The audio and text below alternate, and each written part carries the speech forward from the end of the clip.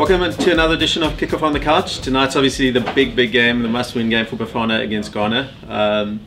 With me on the couch we have Zola Dotidoda, and all the way from Joburg we got Chad Clate. Gents, let's get straight to the point. Team selection out, 4 changes for Bafana. Some controversial ones as well. Zola, you want to start us off? Look, first thing first, I think the first change with the Rivaldo Kutse, that's the first change. Yeah, we injury enforced, yeah. That's injury enforced. And the second one is the goalkeeper change. First of all, I don't think it was necessary for Shakes to change Darren Kidd for Jackson. Yeah. Because Darren Kidd didn't do that badly in the first game. Besides considered not goal in the silly goal and making one mistake, which was a cross. I don't think it did perform. If you look at and he did the job in the qualifiers. Exactly. So I think it should have given him like more confidence and play him in the second game. But anyway, he played Jackson, so now he's trying to justify the fact that he made a mistake by taking off Darren Kidd. And the third one is taking off Vilakazi. For me, that was a bit strange because Vilakazi has been by far our best player. Yeah, he's been creating chances for us. If you look at the Algeria game, he was also the best player for us. So I think that was a bit strange. Chad, in a tournament like this, obviously during qualifiers we had Senzo, and then Senzo passed on, and then we brought in Darren. I thought Darren did quite well. Now we get to a tournament, and now suddenly it's almost like there's a rotation of goalkeepers. It's not the right platform for it, is it? I think Zola raised a good point with Shakes bringing in Jackson and now bringing Kuzwayo. I think Shakes realised he made a mistake to change Keith, but now to make it seem fair, he gives Kuzwayo a chance and takes out Jackson as well. Almost like as to say, Darren, you didn't do that bad. It was my plan from the start. Yeah. Whether you did well or bad, I would have changed keepers in every game. Yeah. Also, I think if he did want to change Keith, I think Kuzwayo would have probably been the best bet because his form in the league here is much better than brilliant Jackson's. Yeah. So I'm happy. I'm not criticizing the fact that Kuzwayo has come in now because I know what he can do. Yeah. So that's a good change for me. I think Rivaldo coming back is also a good plus for us. I think Vilakazi. Let's hope we can have a centre back that lasts more than 29 minutes. Hopefully he's fully fit and they're not forcing him back. Yeah. I think Vilakazi going out and Ndulula coming back is actually a positive because I mean we did so well with them during the qualifiers. I mean why did we change that in the first game of the AFCON? Yeah. Yes, Vilakazi's been on form, but he's also shown that he can come off the bench and be a good impact when he came on for Ranti and scored that brace during the qualifiers. So I'm not too concerned with that change. I think also Ranti needs someone up front there. I mean, 2 games without the supporting strikers put more pressure on him. It's not as though we haven't created chances though. It's just, I mean, obviously our same old problem of putting away. I think it's important just to say beforehand, and we've been commenting on Twitter on from our various accounts on the team, and a lot of people saying we're unpatriotic and not loyal and don't support Bafana. It's not that at all. I mean, it's our job to raise questions. I mean, tonight the game's going to come and we're going to be behind that team. And most importantly, we want the team to win. Yes, of course we do.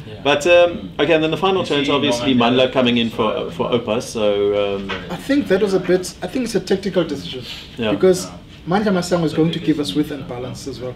Because Tusapala is going to do the job of coming up front and putting in crosses. So Shakes is hoping that Mandla Masang will be able to do that as well. Yeah. Because Manyisa, first of all, is not that kind of a player who can play on the wide. So I think playing Masang up wide instead of Manyisa is justifiable for me.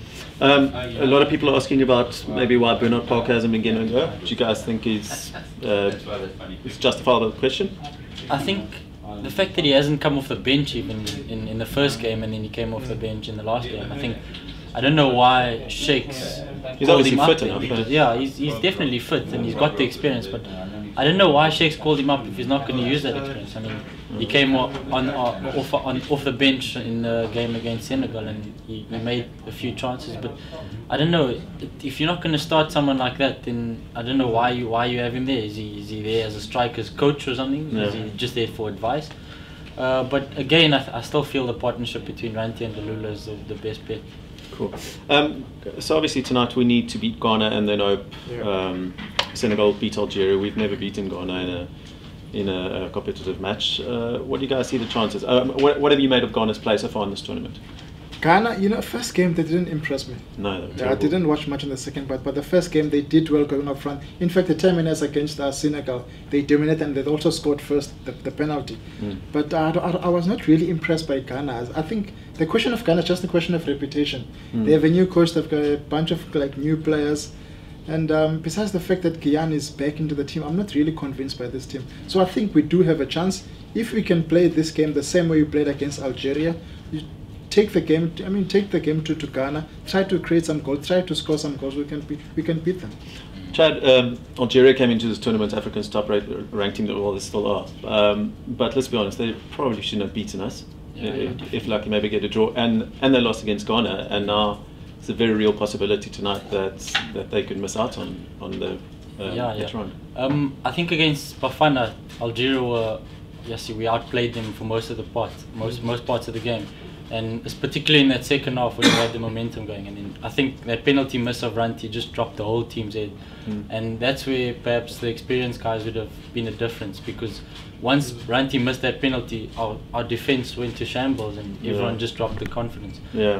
So Algeria now, I think that game was a definite confidence booster, and then the loss against Ghana brought them back down. So I think they'll be all out, guns blazing against Senegal. So it's dangerous for Bafana, but I mean, if we can get a win over Ghana and Senegal, pulls a shock win over Algeria, then that would be great. So and Algeria obviously without Slimani as well tonight. But I think the key thing for Bafana is to beat Ghana. Don't worry about what's happening. If we beat Ghana 1-0, 2-1, 3-2, it's fine as long as we beat them. What happens in other games? Also, I think a win for Bafana will we bow out on a good note at least. Yeah, if we do. Okay, final thing, guys. Let's put our heads on the block and give some predictions. Chad? I'll go with a Bafana win, and I'm hoping Senegal do the business against Algeria. So I'll go for 2-1 for Bafana. I think we'll win 2-1. In '96 we beat Abedi Pele. Now his three sons are back. We're going to beat them as well. His three sons are back.